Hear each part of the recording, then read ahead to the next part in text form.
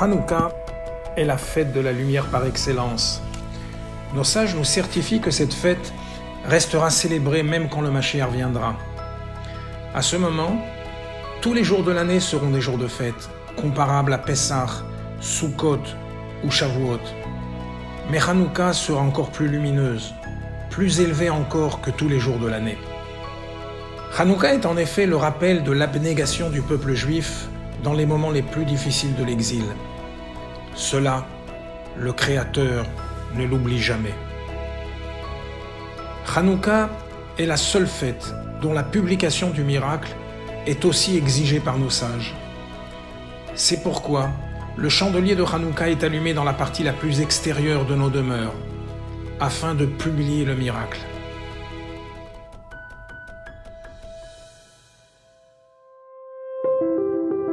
En 1973, dans un discours de la paracha Vayeshev, le rabbi demanda en pleine guerre de Yom Kippour que les chassidim procèdent à des allumages publics d'un candélabre de Hanouka. D'abord auprès des soldats, des malades dans les hôpitaux, puis également sur les places publiques, au centre des villes du monde entier. Le rabbi demanda même d'allumer un candélabre pour les détenus juifs dans les prisons. Le rabbi envoya de l'argent de Hanouka, Hanouka Geld, à tous les soldats et à tous ceux qui avaient participé à la campagne de Hanouka. Le dernier jour de Hanouka 1973, Zot Hanouka, le rabbi demanda lors d'un discours public à tous les participants à cette campagne de dire les Chaim sur un verre de vin. Cette année également, le rabbi demanda de manière exceptionnelle et unique aux jeunes filles d'allumer leur propre chandelier. C'est ainsi qu'on vit fleurir dans les capitales mondiales où se trouvent des communautés juives des allumages publics de grandes et belles Hanoukiot. En Israël,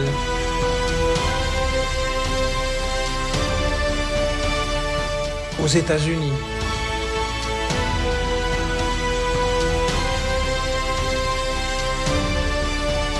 en Europe,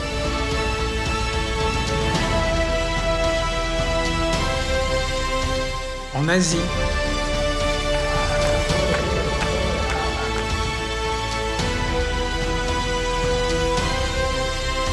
en Afrique, en Amérique du Sud, même dans l'espace.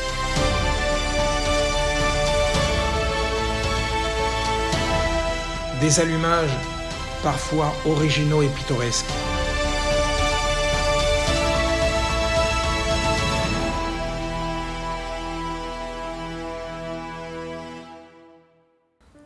En 1986, en plein procès relatif au livre du rabbi précédent, dont une partie avait été dérobée, le rabbi demanda d'intensifier la campagne d'allumage public. Le rabbi précisera lui-même que cette année-là, la réussite avait dépassé toutes les attentes.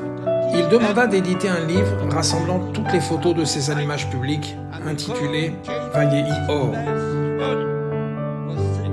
Le rabbi insista à nouveau en cette année 1986 pour atteindre tous les juifs, pour leur offrir un candélabre et des bougies, pour visiter les malades, les personnes âgées, les détenus et bien entendu les soldats de Tsahal.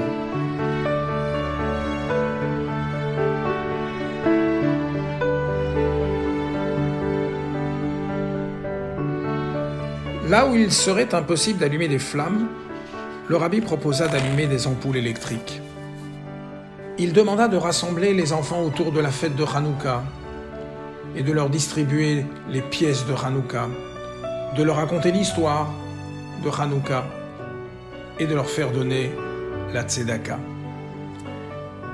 Ces allumages publics furent contestés aux USA dans les milieux juifs réformés.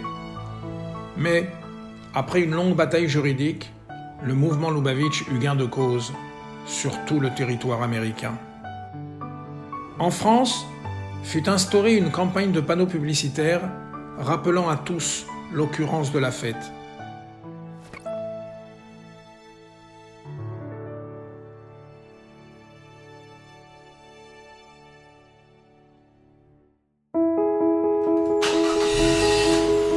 vint alors le tour des défilés de voitures arborant un chandelier électrique de Hanouka. C'est ainsi que de nombreux défilés sont régulièrement organisés dans les plus grandes villes du monde. Depuis la création du mouvement Tzivot Hashem, les armées de Dieu, destiné aux enfants à l'initiative du Rabbi en 1981, un rassemblement de plusieurs centaines d'enfants a eu lieu chaque année dans la synagogue du Rabbi, au 770. Le Rabbi s'adressait aux enfants à cette occasion. En 1989, eut lieu pour la première fois une retransmission par satellite d'allumage public dans le monde. Au même moment, on put assister à l'allumage d'une Hanoukia en Israël, au mur des Lamentations, à New York, dans la synagogue du Rabbi,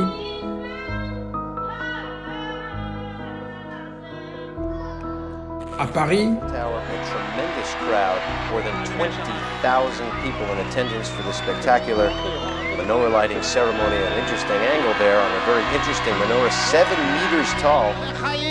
Tout le monde ensemble maintenant. Les Chaim au Rabbi. Les Chaim. Au nom de tout le monde qui s'est rassemblé ici, on dit au Rabbi le Chaim, de Rabbi dans un gesund, qui nous amène très bientôt dans la construction du troisième Beit Hamikdash. Le Chaim. is offering his blessing to the Rebbe at this auspicious occasion. à Moscou,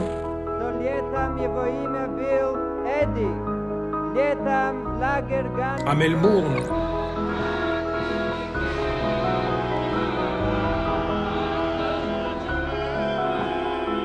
à Hong Kong. Il y eut également de telles retransmissions en 1990 et 1991.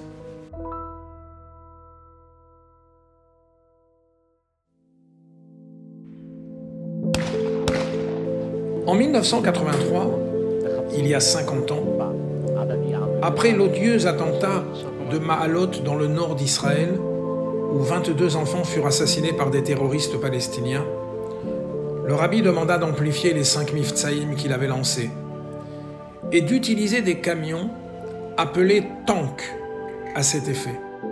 Voilà tout juste 50 ans que ces tanks sillonnent les rues des grandes villes juives dans le monde entier.